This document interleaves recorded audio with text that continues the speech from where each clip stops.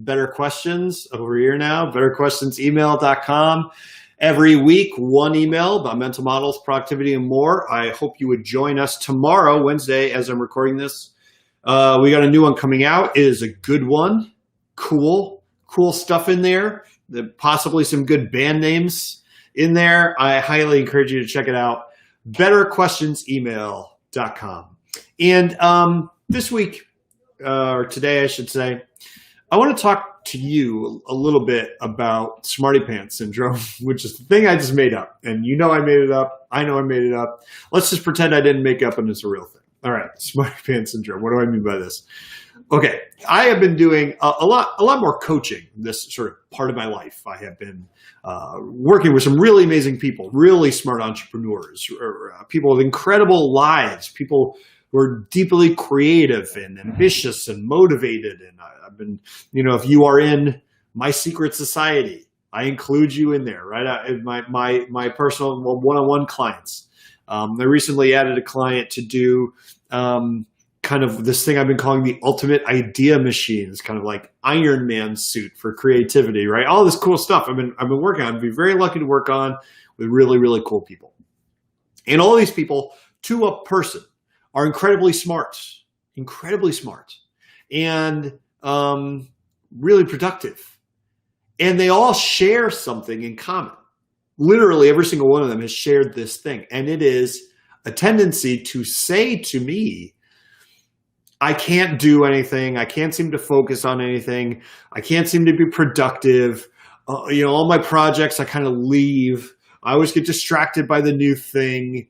And I can't produce, and I'm not doing what I'm capable of. And it's frustrating, and it's depressing, and I don't know what to do. And there's some variation on that theme across pretty much everybody.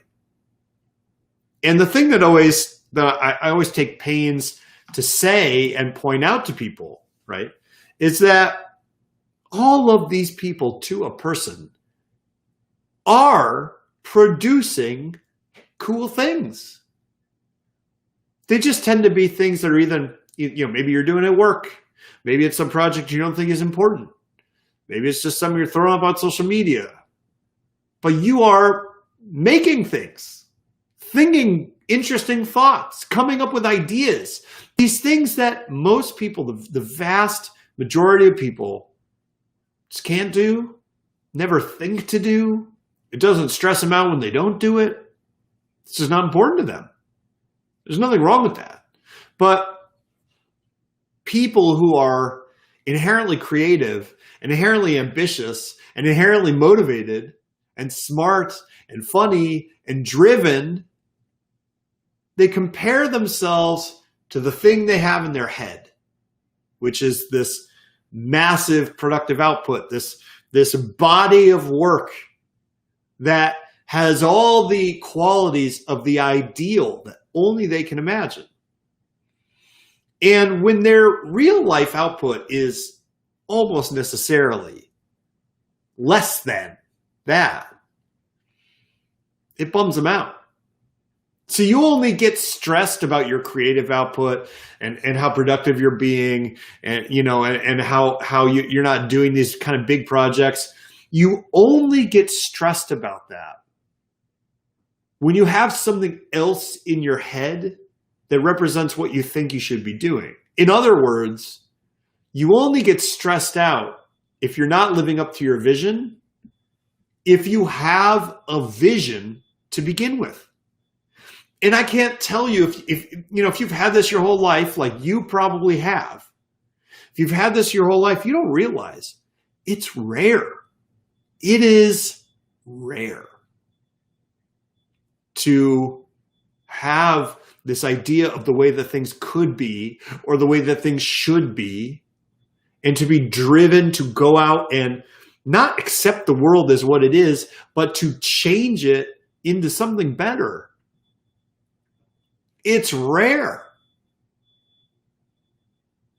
So if you are being too hard on yourself, you're beating yourself up. You're saying, I'm not creative enough or productive enough or motivated enough, or I get distracted. Yeah, the whole world's built to distract you. The whole world is built to distract you. Netflix and video games and, pornography and the internet and Facebook and Instagram and everything. It's all built to take you away and focus you on something else. You're having to deal with monumental distractions and obstacles that no one in history has ever had to deal with. So, yeah, it's hard. And if you're beating yourself up about it, that's because you're in the game. You've got it in you. You know you do. That's why you're upset about it. But you got to be careful. You've got to be careful with the self-criticism. You got to be careful with that beating yourself up, because the more